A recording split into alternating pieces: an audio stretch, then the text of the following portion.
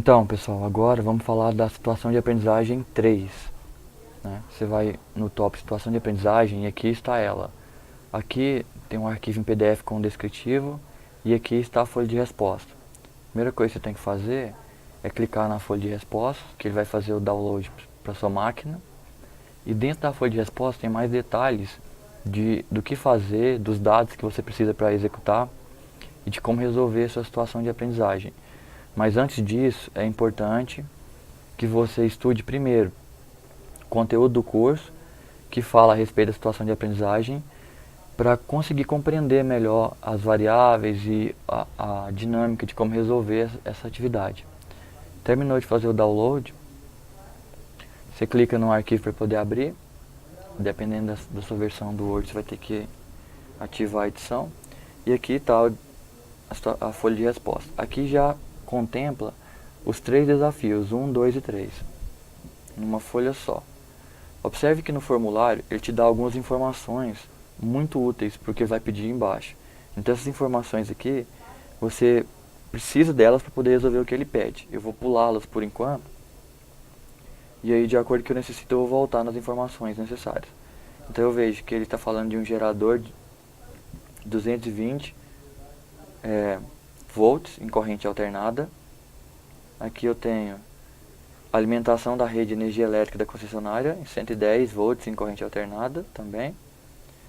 Depois eu tenho alimentação por bateria de 24 volts. Se você observar, embaixo também de cada descrição ele também tem a representação esquemática, né? Está mostrando a bateria alimentando a luz de emergência e o eletroímã, apenas uma bobina. Se eu observar a rede aqui de 110, ela alimenta uma geladeira e o aquecedor. E aqui também tem as informações sobre cada um, sobre os condutores. E a rede de 220, o gerador 220 alimenta um computador e o chuveiro elétrico. E mostra até a distância que está da alimentação.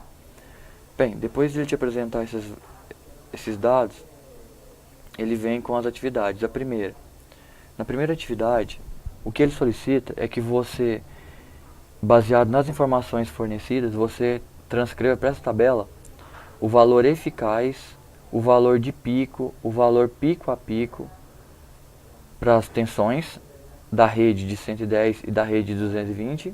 Depois, a corrente eficaz e a corrente de pico para a rede 110, 220 e para o gerador. E por último, a seção dos cabos que eles estão utilizando no gerador, na rede 110 e na 220. Feito isso, vou para o lado direito da tabela. Aí ele pede a potência nominal de cada uma dessas cargas, que ele me deu as informações acima, o valor eficaz de tensão, o valor eficaz de corrente e a corrente de pico, e a distância de alimentação de cada um desses componentes.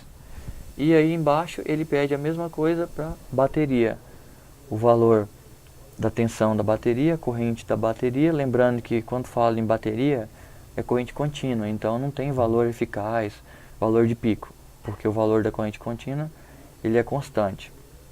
Então tem o valor aqui CC e o ICC, que é a corrente e a tensão, e a seção do cabo em milímetros, que está usando para alimentar, e depois do eletroímã, a tensão e a corrente do eletroímã e da iluminação de emergência. É só isso que solicita essa primeira parte da atividade. E para a gente compreender bem ela, a gente vai para o quadro aqui agora, que eu quero apresentar uma coisa para vocês. Vamos lá então. Então pessoal, aqui tem a representação de uma senoide. Normalmente a corrente alternada ela tem esse formato de uma senoide, mas devido a interferências, a senoide nunca é perfeita. Mas assim, olhando pelo caso ideal, ela é uma senoide perfeita, e aqui dá pra gente entender muito bem o que é esse valor de pico e valor eficaz. Observe bem, o que a senoide faz? Ela apresenta um semiciclo positivo e um semiciclo negativo, que representa muito bem a corrente alternada, porque a corrente alternada é aquele caso onde a corrente, os elétrons vão numa direção e depois retorna na direção contrária. Então esse vai e vem deles representado pela senoide, no sentido de que quando ele está aqui, quer dizer que o elétron está parado. E aí, de acordo com que ele vai acelerando, ele vai até um valor máximo. Aí, de repente, ele vai começar a voltar. Mas antes dele voltar, ele tem que parar para voltar. Então quando ele vai desacelerando, vai descendo, descendo, quando ele parou e começou a voltar, ela passa para a parte de baixo. A parte de baixo então representa a volta dele. Então enquanto está vindo, está acelerando, e aqui está desacelerando até parar novamente. E assim fica a representação em forma da corrente alternada. Tá. Repara que o gráfico ele tem um pico. E esse valor aqui mais alto, que é chamado de valor de pico. Então, se eu estiver medindo uma corrente, então isso aqui é a corrente de pico. Se esse gráfico estiver mostrando a tensão, é a tensão de pico. Então, sempre o valor de pico é esse ponto aqui mais alto do semiciclo positivo, ou o ponto mais baixo do semiciclo negativo. Então, valor de pico positivo, valor de pico negativo, VP. Bem, valor eficaz. O que é o valor eficaz? O valor eficaz, ele representa, uma expressão matemática que vai pegar uma função dessa alternada e vai encontrar nela um valor, como se fosse o valor útil que ela consegue fornecer. Como ela fica alternando ao longo do tempo, os aparelhos, os componentes elétricos, eles não conseguem detectar toda essa variação, porque isso acontece muito rápido. Então, o valor eficaz é o valor eficiente que ele consegue tirar daquela variação da onda. E no caso aqui, isso vem de uma expressão matemática, que quando eu tenho uma senoide perfeita, isso resume na raiz quadrada de 2. Então, o valor eficaz de uma onda é eu pegar o valor de pico dela e dividir pela raiz quadrada de 2. Aí, dividindo isso pela raiz de 2, eu tenho um valor eficaz. E, se eu quisesse o valor de pico tendo o valor eficaz, basta pegar a raiz e passar multiplicando.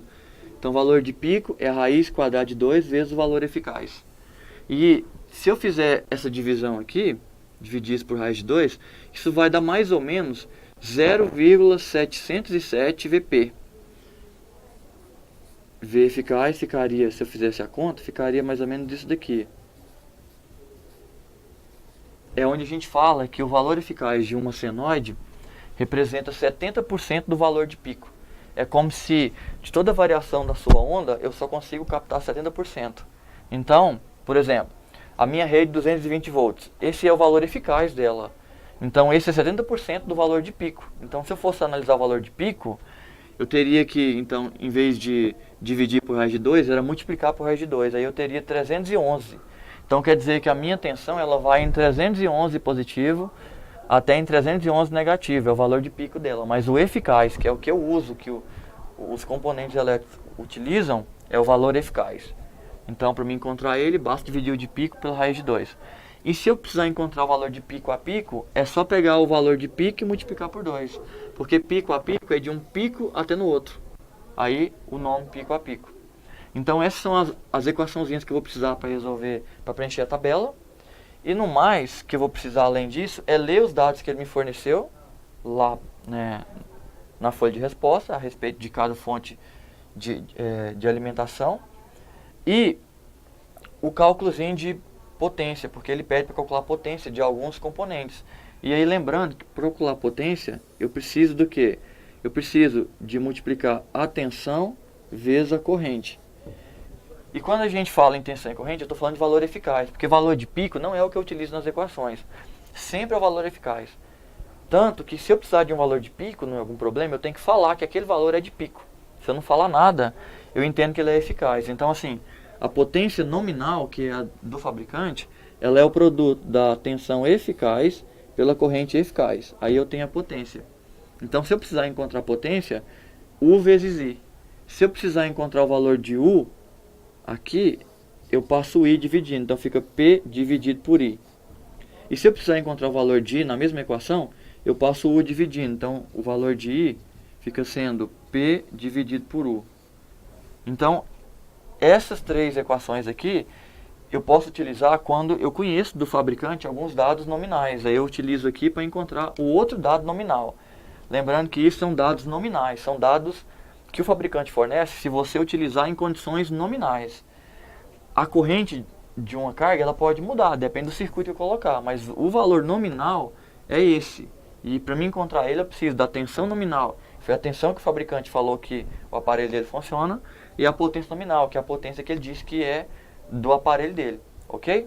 Então, voltando aqui na tabela, para a gente preencher os dados aqui, você só precisa ler as informações que ele te deu do fabricante lá, e dos dados da instalação. Então vamos lá, só para a gente ter uma ideia. Vamos olhar aqui o gerador para a gente ver como faz. Então o gerador, eu quero o valor, a tensão eficaz dele. Vamos ver se foi fornecido. Aí você vai lá em cima, onde ele fala do gerador. Aqui fala do gerador. Então, eu tenho um gerador 220 VCA. Sempre que ele fornece uma tensão e não fala que ela é de pico, eu já entendo que ela é eficaz. Então, pronto.